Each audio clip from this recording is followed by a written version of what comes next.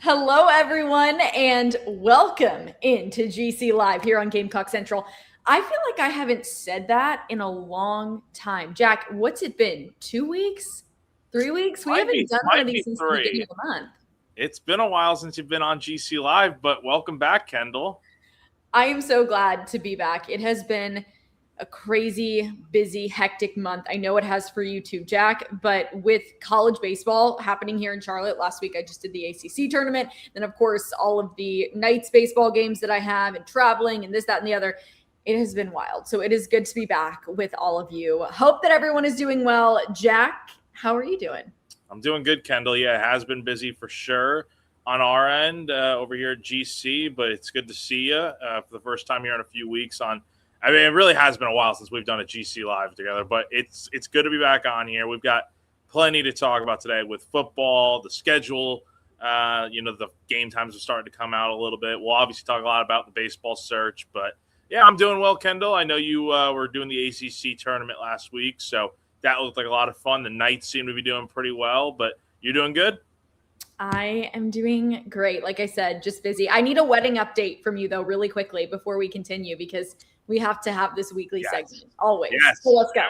We haven't talked in a little bit, so I do have more to share. So again, the Perfect. date the date is locked in, June 26th, 2027. And of course, we have the first comment here, wedding Love news. So I'm it. into that. Now we're kind of in the process of looking for a reception venue. So we have tours coming up to go look around at different venues and whatnot. The engagement party is coming up soon. So Kendall, hopefully we'll see you there. But beyond that, yeah, now it's just finding the reception venue, and then yeah, we'll see where it goes from there. I can't wait to figure out where you have the reception at because that's always like the make or break, right? Like the ceremony is important, but it's kind of short for a lot of people. But It the is. reception is where you spend most of the time. That's where the party goes down. I know Jack's going to party big at his wedding. It will be a lot of fun. It will be a lot of fun for sure.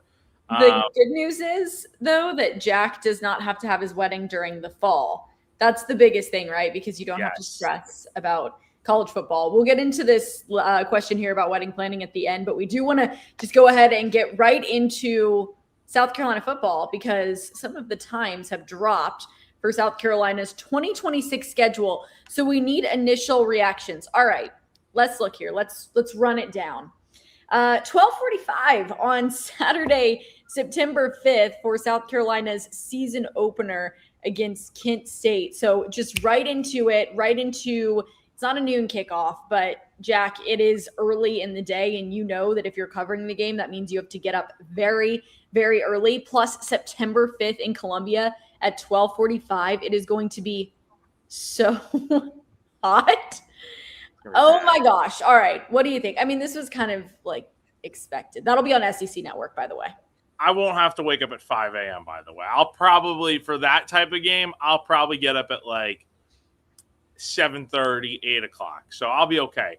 Now, people that are going to have to go tailgate, yeah, it's going to be extremely hot, but I'll be in the press box, so that'll be nice. But yeah, it's going to be a steamer out there. But look, when you play a team like Kent State, you're not getting a night game on that type of game. But I do like the early start time because by the end of the day, be able to watch all the night games and whatnot. And we'll see if there's any good games going on in week one. But yeah, this does make sense for a lot of reasons. Yeah, I do like it because when you get home, like you can enjoy the night games. And typically there are some good night games. Of course, it's the very beginning of the season. So things will be a little bit different. But whatever the college game day game is for the day, most likely it will probably be at night. So you'll have the chance to tune into that. But yeah, good luck to everybody out there. I personally will not be there for that game. I obviously still have baseball during that time, but even if I didn't, I don't know if that would be the game I would select to go to simply because of how hot it will be. But I know the fans will be pumped up because obviously it's the start of a new season. So 12:45 against Kent State. All right, we roll right to September 12th, the next Saturday, another home game. This one against Towson. This one's at 7 p.m. It's on SEC Network Plus, though, which drives me crazy. Is it also on SEC Network, though? No, it's just on SEC Network Plus, which I think plays a big part in why this is a night game. Because again, I'm just speculating here. I don't know how the TV necessarily works, but I'm guessing you get to be a little bit more pick and choose with what time you play on a streaming type of game. So 7 o'clock, I like it. I think the fans will enjoy that. A early September game is going to be at night because, as we'll get into next, it's right back to afternoon games. But I think getting a 7 o'clock game for the fans is nice. Get one early in the year because who knows how many you're going to have throughout the season. I just don't really want it to be on SEC Network Plus. And trust me, I love SEC Network Plus because I do sideline for SEC Network Plus. So I'm all in. I understand that can make it harder sometimes for people to watch the game. But clearly they looked at the slate of games for the week, and South Carolina's game was probably the least intriguing across the SEC, which is why it ended up in this position. But again, the night game will be nice, especially that early in the season for people to get to experience that. I always say it. I prefer a night game at Williams-Brice Stadium over anything, even when I was working. I know it's kind of a pain at times because, you do get home really late. And 1 a.m., I went home later than that before. I think I have videos of me leaving the stadium at 1:45. So I probably got home at 2. 1 o'clock is kind of prime time. You can get out anytime between midnight and 1 a.m. on a night game.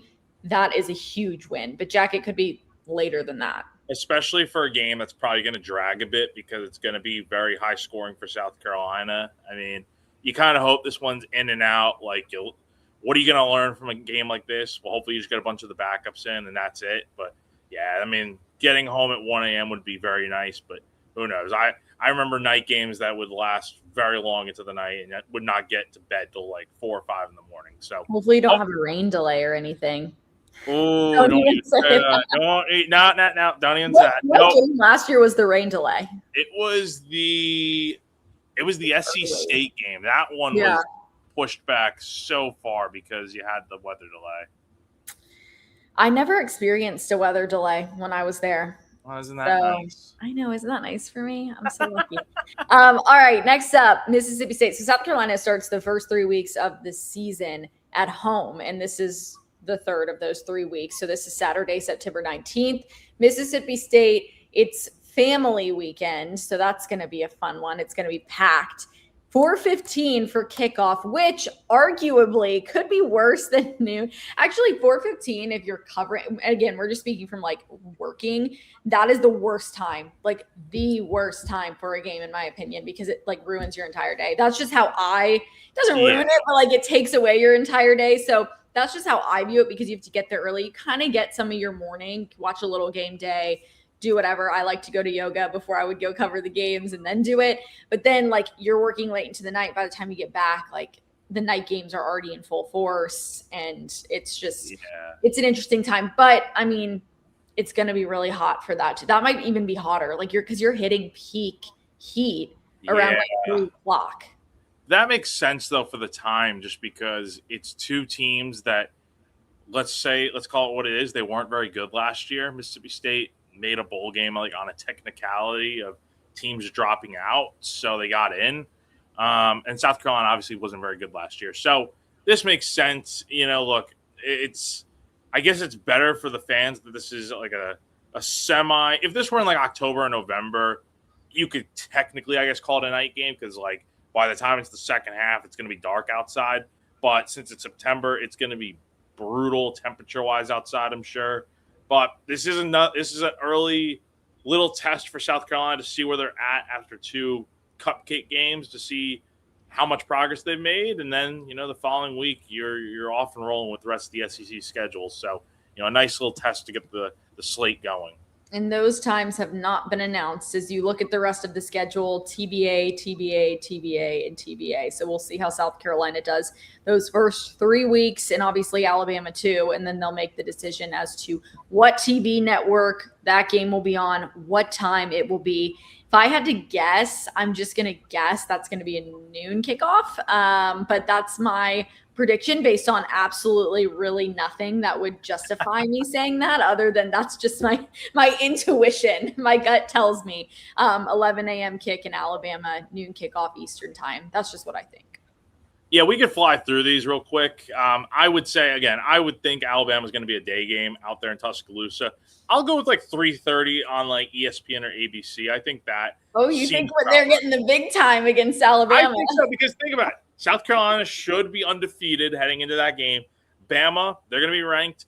Probably, I would imagine they'll be undefeated. They get Kentucky and Florida State right before. So I think both teams will be undefeated. Given the way these games have gone the last few years, they've been very good, very entertaining. I'm sure high ratings. That will probably play into a decent time slot for this game. I would hate for this to be a night game, though. Yeah, I don't think it will be. Again, like I'm not looking across the college football landscape to see exactly what other games are happening throughout the weekend on that specific day, which is September 26th. But I think you're right. South Carolina should go into this 1-3-0. But if they're getting a 3:30 start on ESPN or ABC, that's big time. That means they're one of the premier games of the weekend. But anytime Alabama's name is mentioned, they're always going to be in the conversation for one of those times. That's just how it is. That's always going to be how it is until Alabama has a very long period of playing not good football, which I don't really see happening in the near future. All right, October 3rd, back home again. So out of the first 5 weeks, South Carolina plays home 4 of those weeks, and they are playing none other, why is this going away, than Kentucky. And this one, Jack, I believe this will be an SEC network game. We're just like kind of making random predictions. I think this is a night game. Oh, you do? You know what? Yeah. The SEC, like the premier like SEC network night game. This screams like 7:45 SEC network. I just can't remember the last time Carolina's played Kentucky at home at night. It feels like probably since probably before I was in college, Kendall, or you, like both of us were in college, like 2018. I feel like that was a night game. Maybe in the comments somebody can help us out, but I feel like it's been a while since Carolina's played Kentucky at home when it hasn't been a night game. Yeah, I want to say our freshman year we played them in the afternoon. It was Parents' Weekend. That was 2019. So I can't really remember after that, though, playing them not at night. I remember I went to the road game at Kentucky my senior year, and that was at night. And you're right. I could see this being like the Jordan Rogers crew on SEC Network for that later night game, which would be the premier game of the day on SEC Network. So we got that. Florida the next week. I hope this isn't a night game. It's in Gainesville. And I do not want that to be a night game because every time I think about a night game in Florida, I think about 2022. Which wasn't even a night game. I think it was like a 4:00 game, but by the time it was October, so kind of by the time we got to the second half, maybe it was a night game. I just remember at one point, it was dark and the stadium was just going crazy and they were throttling South Carolina. And this was my least favorite game I've ever covered for the Gamecocks. I'm going to say this is a day game. And one important thing to note is that when I think it's later in June, June 10th, I think it is, we'll get the idea of what time frame these are going to be. They'll give slots, but they're not going to necessarily announce all the times. Those will come typically 2 weeks before the game, but they're going to give time frames of afternoon, night game, noon, that sort of thing. So that's something to keep in mind here for next month. But I will say, I think Florida's probably a day game. I think that's maybe a noon kick, honestly. I think that makes a lot of sense. Still going to be so hot in Florida on October 10th down in Gainesville. Okay, next up, South Carolina's a bye week, and then they'll play 2 weeks later on October 24th at home against Tennessee. I think that'll be a night game. I agree. I think that's definitely a night game for sure. All right, Oklahoma on the road. Afternoon. I'm feeling day game for this. I'm feeling early kick. I think this is probably an 11 a.m. type of kick. Central time, of course, out there in Norman. It was 2 years ago, and things went well for South Carolina. So I think that should definitely, hopefully, be the case again this time around. All right, Texas A&M on November 7th. This one's in South Carolina. It is homecoming. What's up? I know Kendall. I think Kendall's got something going on. I'm going to say homecoming A&M. I think this is a 4:30, 3 o'clock type of kick. This will be in that 3 to 4 o'clock range, in my opinion. So we'll see if that ends up being the case. What do you got? I would agree. And sorry everyone about this is the crazy thing about working in baseball. Anyone can walk in at any given time. One of our players just walked in frazzled. I don't know what's going on, but obviously something's happening. Yeah, I would agree with that. The dreaded 3 to 4 kickoff. Okay, we're on to what? Arkansas now? Arkansas. November 14th in Fayetteville, day game. No doubt day game. Yeah, I'm saying this is probably a day game. This feels like a 4:00 kick on ESPN or SEC Network, whatever it is. This feels like the kind of throwaway game you have in the SEC slate. So I'm going to say afternoon. Okay, last 2 games. Georgia in Columbia. I see this as a day game too. Like a 3:30, I could see. Depending on how South Carolina is, I think Georgia's going to get good draw. So I think this will be a national game. Mm-hmm. I think this is probably like a 3:30 kick. We're just on the same page. All right. Lastly, Clemson. I mean, this always seems to be a day game, but I wish it would be a night game. It was a night game 2 years ago in Columbia, right? It's always like been during the day, like the last few years. At Clemson, I was looking this up yesterday for radio.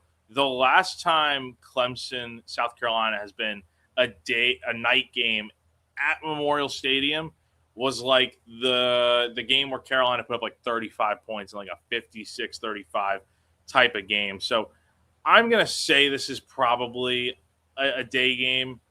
I think the rivalry week game times get released way earlier. So it wouldn't surprise me if like when June 10th or whatever it is rolls around and that game time gets revealed. It wouldn't be shocking if it is going to be like a noon kick or something. So I'm going to say it's a noon kick for that game. Well, I feel like that's just the easy path. It's the cop-out. It's the cop-out. All right, well, that is our prediction, so let us know yours. We'll find out more here in the next few weeks, but at least those first 4 games for South Carolina have been announced. First 3 games for South Carolina, not the Alabama game. We're waiting on that one. But this is GC Live, right? So we're talking all things South Carolina sports, and we're doing that thanks to Clint Hammond, Jack. Yes. So if you are in the market to buy a home or need help with your mortgage, give a call to our guy, Clint of CMG Home Loans. He's been in the mortgage industry for over 20 years now. He's a lifelong Gamecock fan, a longtime supporter of GC Live. So he can help you out with any of those housing needs, clear up any confusion that you may have. And you can give him a call, 803-422-6797. NMLS number for him is 71597. Or go to ClintHammond.com for more info. We love Clint, and we love all he does for GC Live. Okay, Jack, let's talk a little bit about this coaching search for South Carolina baseball, just switching things up here, because this has been the hot topic, and rightfully so, across South Carolina sports over the last couple of weeks.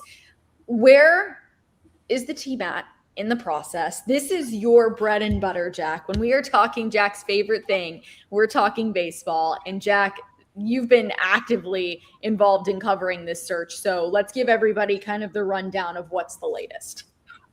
Yeah, well, we've actually gotten a few updates today from some national folks. So thanks to those guys. But Pete Nakos reported this morning that South Carolina has Kevin Schnall from Coastal Carolina and Dan Fitzgerald from Kansas as the 2 leading candidates for the position. Then later on, probably about a little short time before we hopped on here, Kendall Rogers from D1 Baseball put out his update on the coaching search, and he has Kevin Schnall and Steve Sabins, the coach at West Virginia, as the 2 leading candidates for the South Carolina head coaching job, quote, barring any last-second surprises. So it's a little interesting. There's been a lot of different reports on what's out there.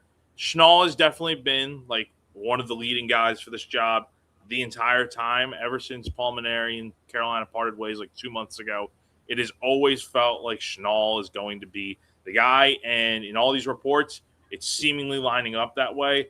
It is interesting, though, to hear Steve Sabins' name in this discussion a little bit more. He's a guy that we've had on our hot board on Gamecock Central since the start, but it is interesting to hear a differing take here, differing report that Sabins is a guy that, because it's always seemed like Schnall and then Fitzgerald and then like a bunch of other guys in this mix, but Sabins and Schnall kind of being mentioned together is interesting. So, keep an eye out for where this thing goes. Postseason baseball is underway this weekend with regionals going on. So, I would say the regionals to pay attention to most are going to be Coastal Carolina in the Tallahassee regional. You got Kansas hosting the Lawrence regional for the first time ever. They've got Arkansas in their regional. So definitely a team to keep an eye on there. And then West Virginia is hosting their regional out in Morgantown with Wake Forest and Kentucky in there. So if those teams get eliminated this weekend, I think things move along pretty quickly. Like, I think we could get a coach potentially named here. I'm not trying to put a timeline on it. This is more so just speculation. But I have a feeling once some teams start to drop out of the tournament, especially if it's the big names here, things are probably going to move rather quickly with interviews and whatnot. And I think you could probably see things getting, kind of concrete towards the end of next week. So we'll see. That's just speculation, though, depending on when things are done here with these teams. But we do know that interviews are off and rolling and whatnot. And the search is definitely on for Jeremiah Donati and his first major hire here at South Carolina. Yeah, who would you prefer, Jack? I know that's kind of putting you on the spot, but no, it's fine. I've actually been someone to pick the next head coach. Let's say you're Jeremiah Donati. Who would you pick? So I actually was asked this question on my Q&A series earlier this week, and I got two questions. So one was like, the way it was phrased was like who I think it will be. And then the other question was who I think it should be. So that's two different answers. So who I think it's going to be, I think it's going to be Kevin Schnall. That just seems to be the way things are trending.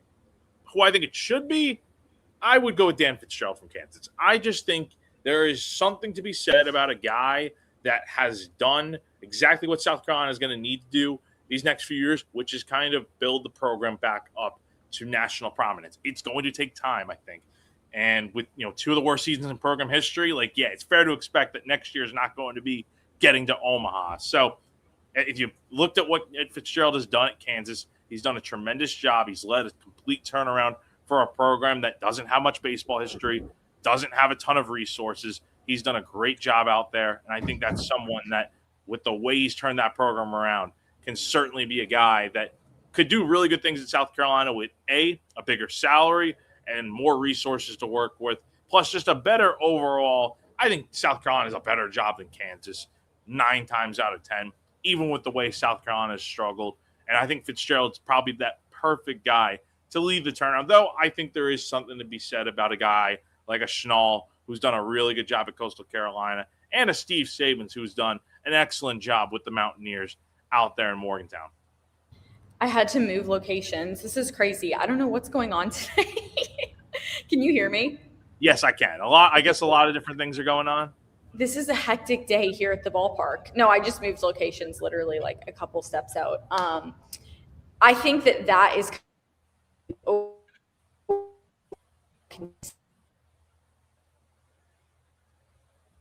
on.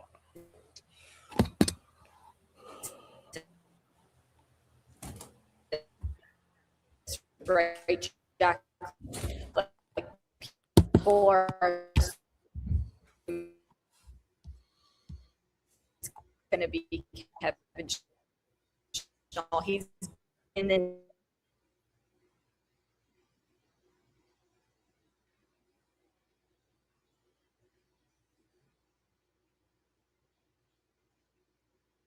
Okay, I think we have some technical difficulties with Kendall. At least on my end, there seems to be some technical difficulties. We'll try to get her back on here in a few minutes. Let me see if she.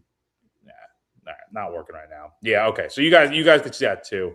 That Kendall is buffering or frozen. Let me grab my 1 second here. Let me grab my phone real quick because I need to be able to text her and see what is going on. Apologies on our end for the technical difficulties. We'll try to get her back on. I know she's on a little bit of a crazy schedule.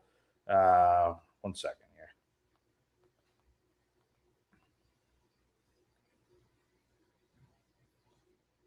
But anyway,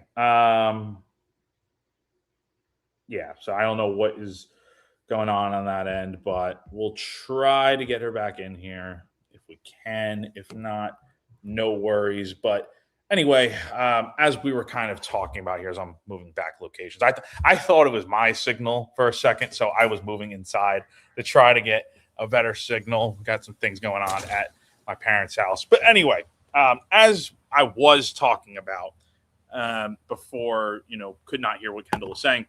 I do think we got Kendall back in. I'm Yeah. back. Guys, All right. sorry. This has been the most hectic day. I'm like, what is going on?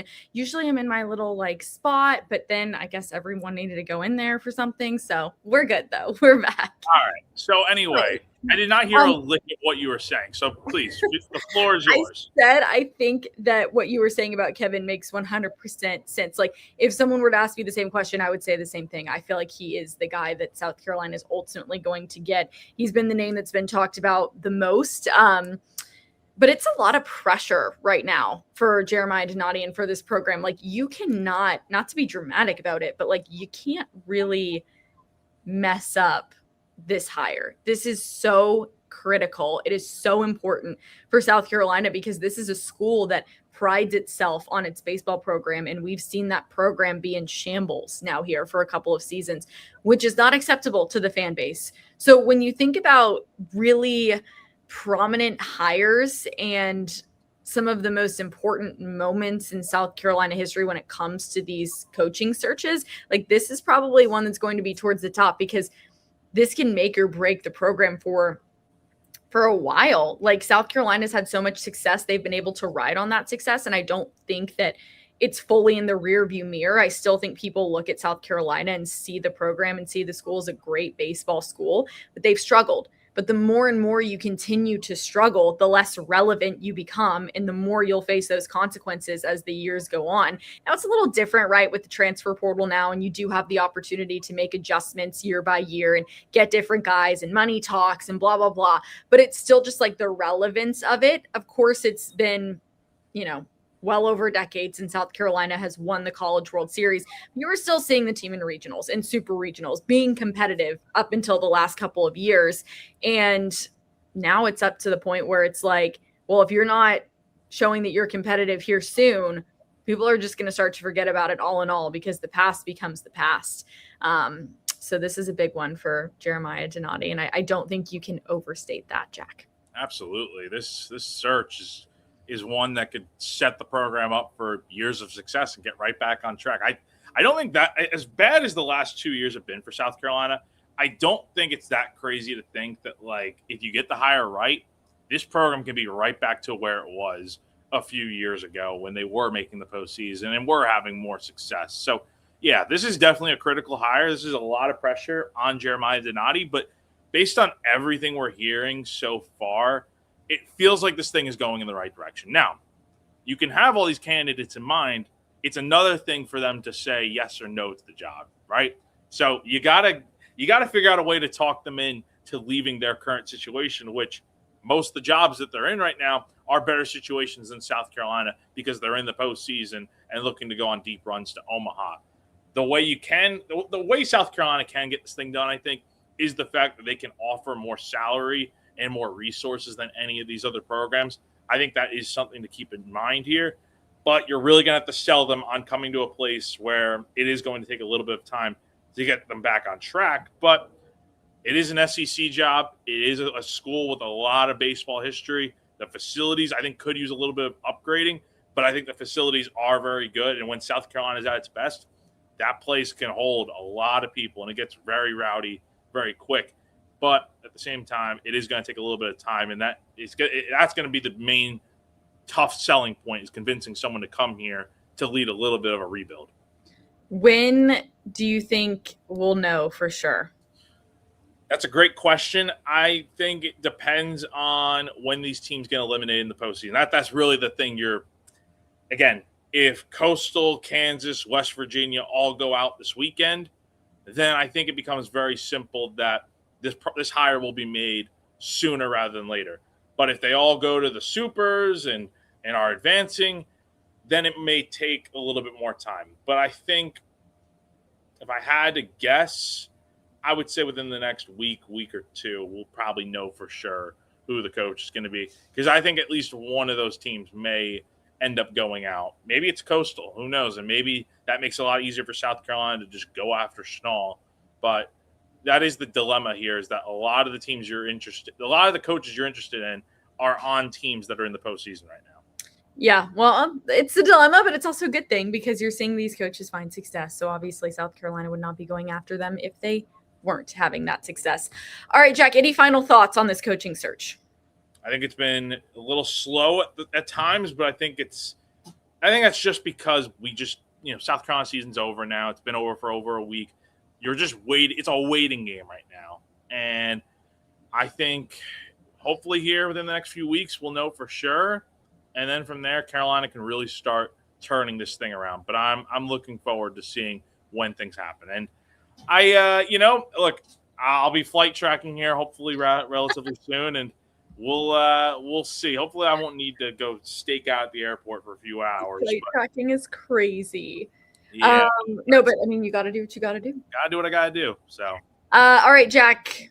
As we continue with our show, another sponsor to give some love to here. Yes, absolutely. So, Ferry Chevrolet, if you're a Gamecock fan who's interested in a new or even a used vehicle, make sure you check out our friends over at Ferry Chevrolet in Orange, South Carolina. They're led by a fourth-generation dealer in Joseph Ferry. The family-owned business over at Ferry Chevrolet has been serving the community for 100 years now, since 1926. It is conveniently located just off of I-26 between Columbia and Charleston. The folks over at Ferry Chevrolet are local, trustworthy, and always transparent. The business began in St. Matthews and was built on honesty, integrity, and a handshake. And they still operate with those same principles to this day. Head on over to ferrychevrolet.com today to check out their inventory and to get in touch. All right, last one before we get out of here, Jack. What's the hardest part of wedding planning? Circle back to it, so here we go. I think it has just been – I haven't ran into anything super difficult yet. Like getting the date picked out was relatively easy. Hopefully finding the reception venue will be easy. It's just everything else after that I feel like is going to be tricky because there's so much planning that seemingly goes into it of how many people are going to be on the guest list. And, there's so many things I don't even know about wedding planning that I'm going to learn that I'm going to be like, yes, it's going to be difficult. So when I figure those out, we will definitely have to talk about what the most difficult part is. But I would say it's just having to be patient to kind of figure out where we're going to have the reception. I think that's the main thing so far, but we will follow up with Jack on that. Keep the wedding questions coming, everyone. Yes. Keep the questions coming in general over on our Insiders Forum. We're always over there checking out what you guys have to say and keeping you updated over on GamecockCentral.com. So follow us on social media. Check out the website at Gamecock Central. Lots and lots and lots of things happening. I say it every day, but like truly every week in college sports is, bringing its own set of things. So we're keeping you updated over there, and we hope that you stay tuned.